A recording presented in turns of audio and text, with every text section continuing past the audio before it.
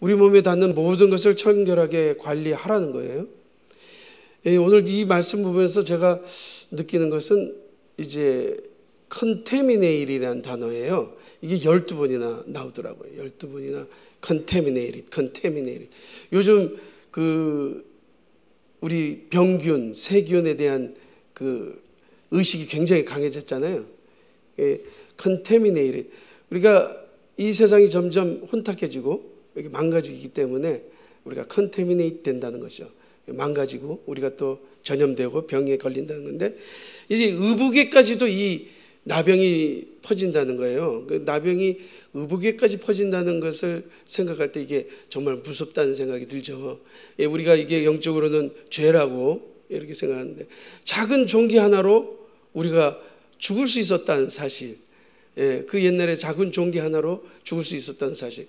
제가 지금 여기 종기가 좀 났거든요. 한 3, 4일 전에 났는데 여러분들은 못 보셨을 거예요. 근데 나는 이게 굉장히 거슬렸거든요. 종기가 나가지고 이걸 약을 바르면서 연고를 바르면서 계속 이러고 있는데 아직도 다 안 나서 여기 조금 뻘개요. 근데 이 종기 하나로도 우리가 죽을 수 있다는 사실이에요. 완전히 치료가 안 되고 악성 종기가 돼서 죽어버릴 수 있다는 사실. 이게 무섭다는 얘기죠. 그러니까 우리의 작은 욕심 하나라도, 우리의 작은 어떤 죄 하나라도 이게 퍼져서 이제 큰 질병이 될 수 있고 독성이 될 수가 있다는 얘기예요. 우리가 그래서 우리 안에 있는 모든 것을 정결하게 할 필요가 있다. 또 의복도 정결하게 할 필요가 있다. 근데 이 의복이란 게 바로 이스라엘 백성들이 입었던 게 양가죽, 양의 털, 이런 것들로 만들었잖아요. 그러니까 세균이 번지기 아주 쉬웠던 거예요. 거기는 이제 동물의 가죽들 같은 거로 만들었던 옷이기 때문에, 양털로 만들었던 옷이기 때문에 세균이 번지면 많이 퍼질 수가 있는 거죠. 그래서 이걸 다 정결하게 씻어야 되는 그런 과정들이 있었던 거예요. 근데 47절에 보니까 만일 하고 이렇게 시작됐어요. 만일. 만일이라는 게 무슨 얘기인가? 만일. 우리가 잘 살고 있다가, 하나님의 백성의 자녀로서 잘 살고 있다가 만일. 오늘 영어로는 그게 now라고 돼 있더라고요. now.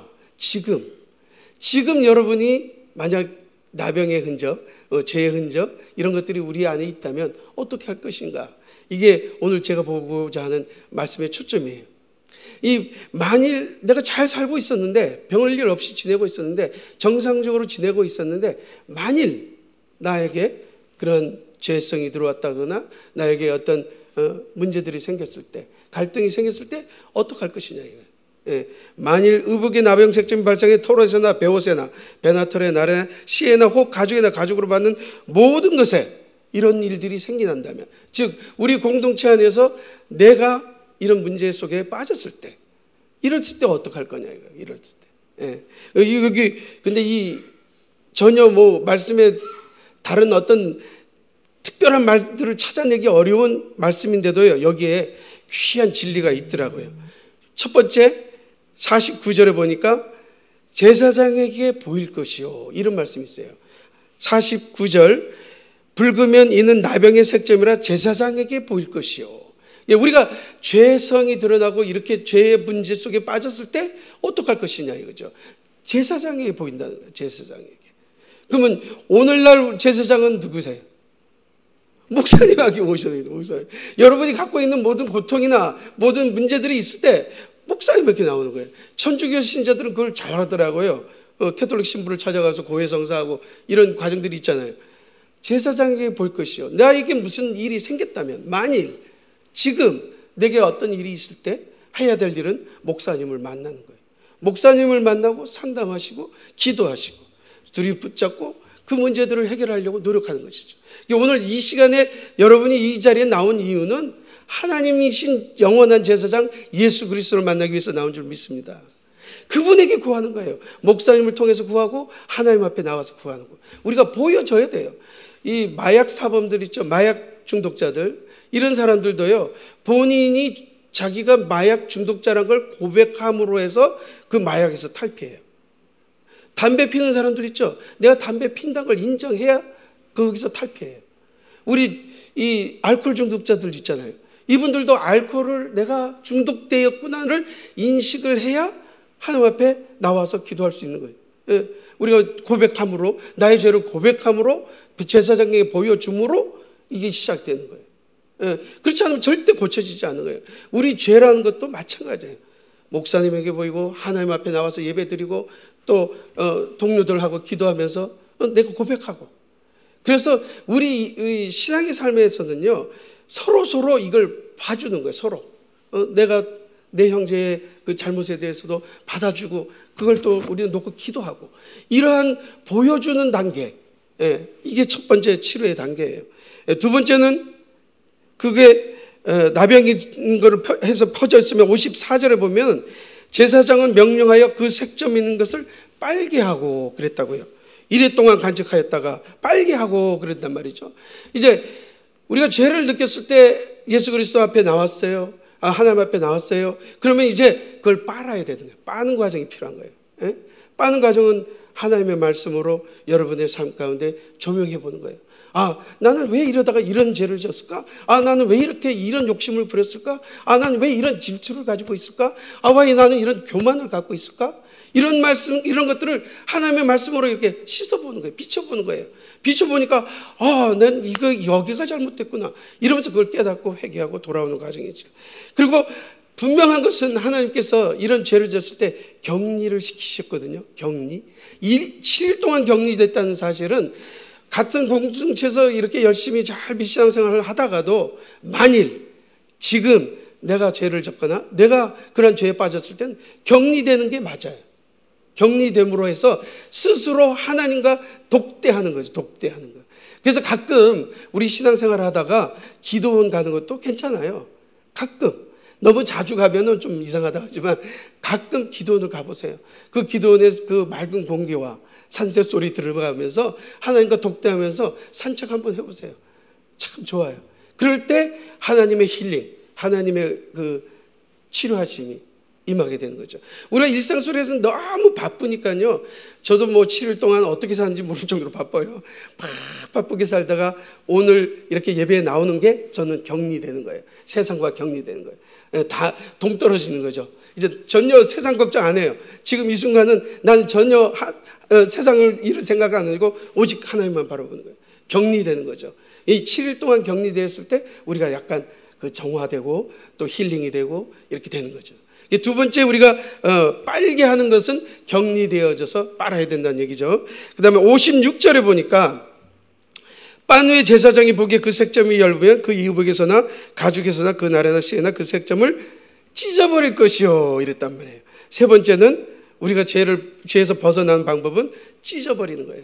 아프죠? 옷을 찢어야 되는데 우리의 신분을 찢어야 되는데 이거 아프다고요. 힘들다고요. 고통스러워요.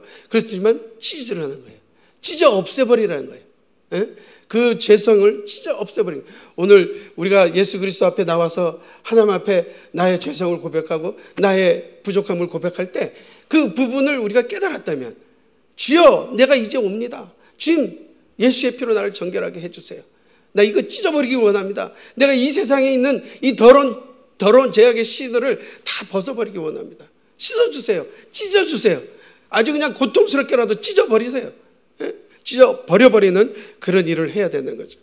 우리가 찢어버릴 수 있는 그런 용기가 필요합니다.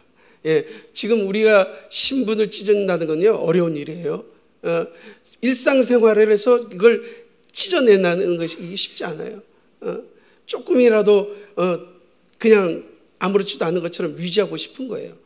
내 옷을 그대로 다 입고 내 보여지는 모습 보여주면서 난 괜찮아 하고 다니고 싶은 거예요. 그러나 그 죄성이 발견됐을 때 우리가 이 옷을 벗어버리고 찢어버리고 하나님 앞에 달려나오는 거예요.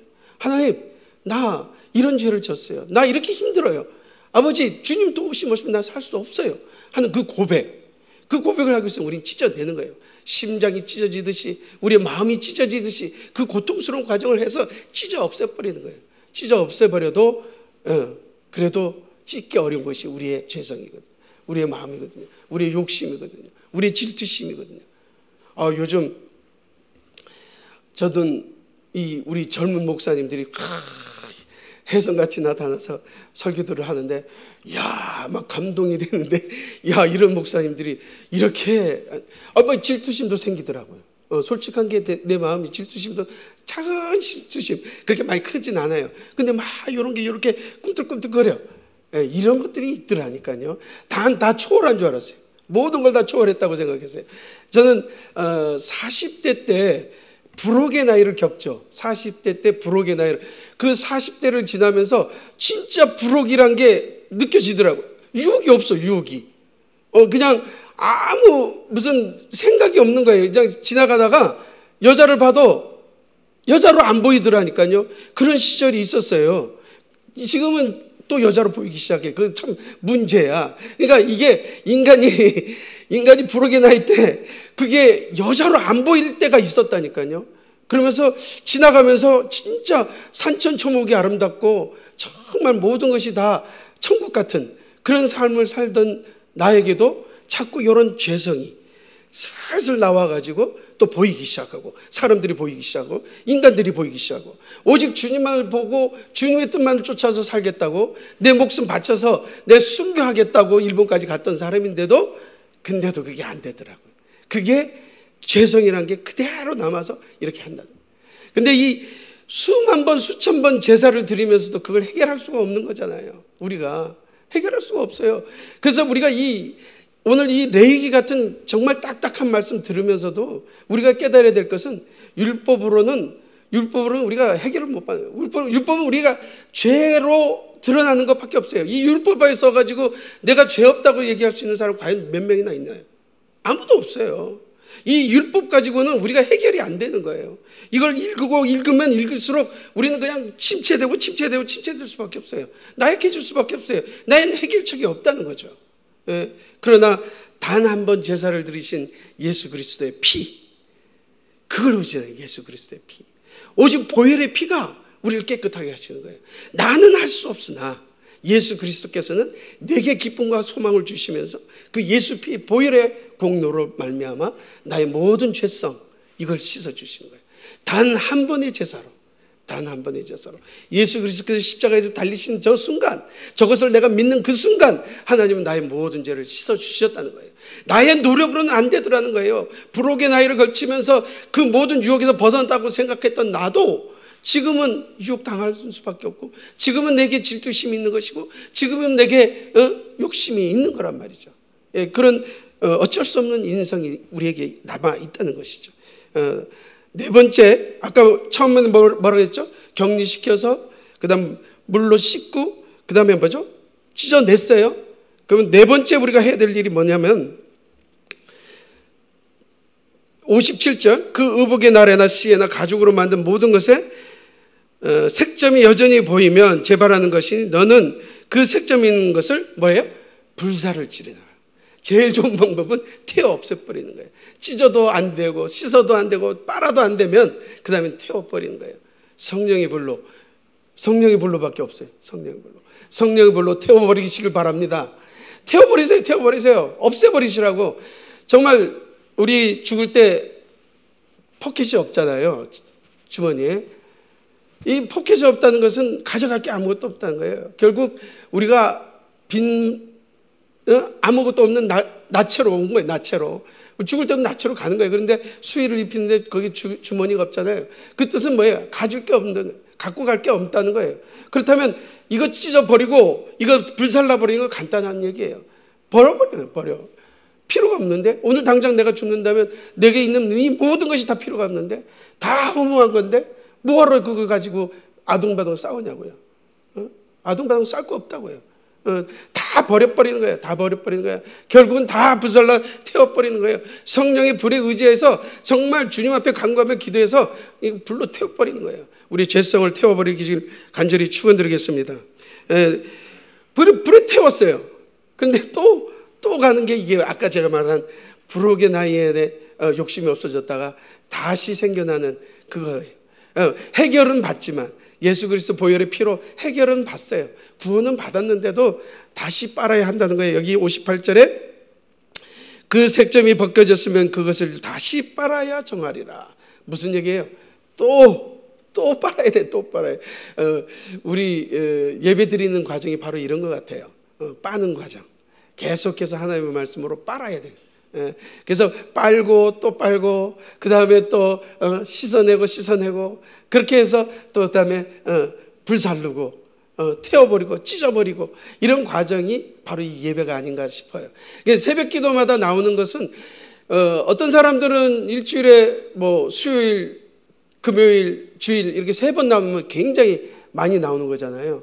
그런데 여러분들은 지금 일주일 내내 거의 내내 토요일 빼고는 다 나오고 계시잖아요. 토요일 빼고는 뭐 하나님 생각 매일 하시는 거잖아요. 우리가 24시간 예수 그리스도를 생각하며 24시간 하나님의 뜻대로 산다는 게 얼마나 복된 일인지 몰라요.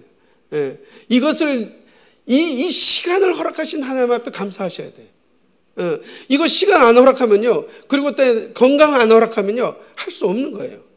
할 수 없는데 하나님이 특별히 여러분을 구별하셔서 오늘도 불러주신 줄 믿습니다. 그래서 그 하나님이 불러주셨기 때문에 내가 온 거예요. 내가 오고 싶어도 올 수 없는 것인데 하나님이 불러주셨기 때문에 오는 거예요. 그래서 하나님이 이 더러운 의복들을 씻어내고 빨아주고 또 찢어주고 또 불살라주는 그런 역사가 우리 가운데서 나타나는 거예요. 하나님께서는 오늘도 여러분들을 사랑하고 계세요. 믿습니까? 그래서 불러주신 거예요. 여러분들을 만나고 싶어 하시는 거예요. 그래서 여러분들이 그 귀한 시간을 쪼개가지고 새벽 4시에 이제 우리가 일어나서 오지 않으면 여기 오기 쉽지 않잖아요. 그죠? 새벽 4시면 우리 인간이 자는 시간 중에서 가장 깊은 잠을 자는 시간인 거예요. 그 깊은 잠을 자다가 그걸 딱 끊어가지고 와야 되거든요. 이게 어려워요. 저는 이제 새벽 기도 예배를 맡으면은요, 3시 반쯤이면 준비하기 시작해야 돼요. 그냥 이건 뭐 초긴장 상태예요. 예배에 빠지면 큰일 나니까. 어떤 때는 어떤 목사님들은 뭐 예배 시간 빠져가지고 뭐 대타로 다른 목사님 올라가고 뭐 이런 일들이 있을 수 있지만 우리 교회는 그러기가 쉽지가 않잖아요.